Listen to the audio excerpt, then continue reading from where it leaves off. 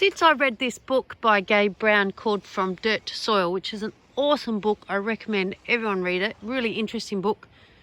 Audible version is actually read by Gabe himself. I have a new rule. So this is a year and a half ago now. A new rule for myself, and it is no bare soil. And I've got to say, it has changed the way I garden, and it's also changed the way we have decided to manage the farm as well. I used my fruit orchard, I used to spray, can't have weeds, can't have anything in between the trees. I try and get some mulch down, but spray. And I've realised, you know what, all I was doing was killing my soil. So now I'm trying to go, weeds are your friend. Weeds are your friends. It's not the weeds, it's the roots are your friend and what they can bring into your soil. So I've put a green cover crop. I just broadcasted them, like literally spread them with my hands, thinking, well, if they come up, they come up. They don't, they don't.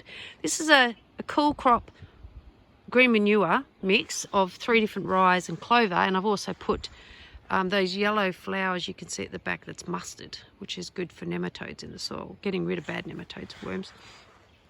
So this is all rye, clover, and some of the other weeds that, you know, we have plentiful amounts of on this property are growing within the orchard. And there's one part of me going, oh my God, you know, this is killing me. But there's another part going, oh my God, this stuff's growing and it's really happy and it's really thick and my fruit orchard is going to love it. I actually can't believe how thick this rye is. I haven't fertilised it. Oh, I threw out a little bit of dynamic lifter, just a little bit. But I didn't scratch it in. All this seed was just on the surface. And I've got to say, I'm pretty amazed at how lush it is. Look how green that is. That's going to be collecting all the rye, all the nitrogen, and also the carbon.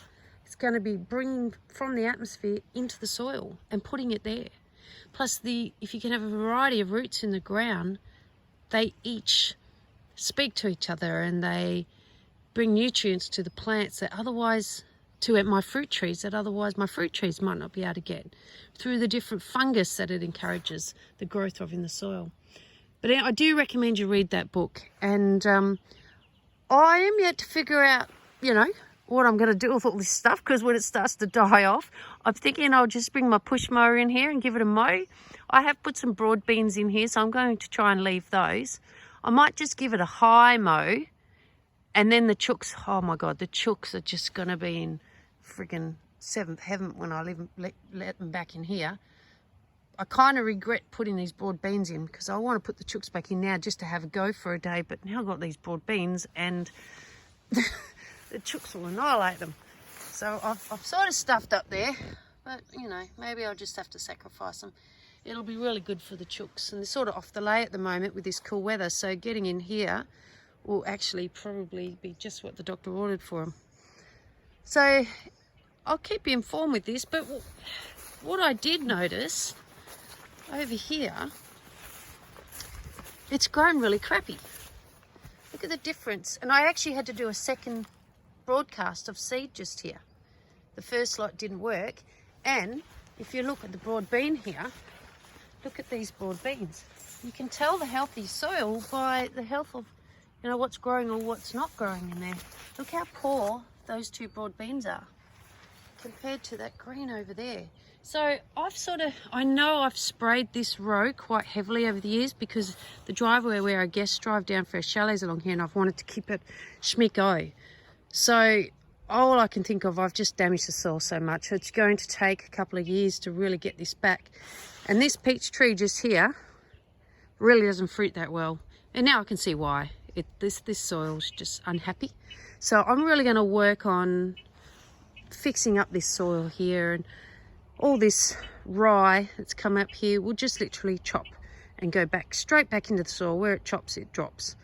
Chop and drop is another one of my new rules. So no bare soil and chop and drop. So if possible, where you chop it down is where it stays, except if it's big woody stuff, you know, that's a bit hard. But if it's stuff that can stay there, leave it for the soil. So that's where I'm at the moment, and this was just interesting how this spot here turned out. And see all the These are what I call the weeds I don't want all growing along here, and the rye's hardly grown. So this is from years of heavy spraying along this side, so I can really see the damage I've done. I'm going to keep on going with cover crops in here, no more spraying, and I think that might make a world of difference. I'll give you a little sneak, waiting for them to ripen up. Yum.